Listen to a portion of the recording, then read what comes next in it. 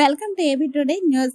ఈ రోజు ఎన్నికల ప్రచారంలో భాగంగా నర్సన్నపేట పట్టణం బండి వీధి తెలగ వీధి పరిధిలో సూపర్ 6 పథకాలు వివరించి రానున్న ఎన్నికల్లో సైకిల్ గుర్తుపై ఓటు వేసి అత్యధిక మెజార్టీతో గెలిపించవలసిందిగా అభ్యర్థించిన ఉమ్మడి కూటమి టీడీపీ అభ్యర్థి శ్రీ బగ్గు రమణమూర్తి గారు మరియు మాజీ చలుమూరు జడ్పీటీసీ సభ్యురాలు బగ్గు సుగుణమ్మ గారు మరియు పట్టణ నాయకులు కార్యకర్తలు.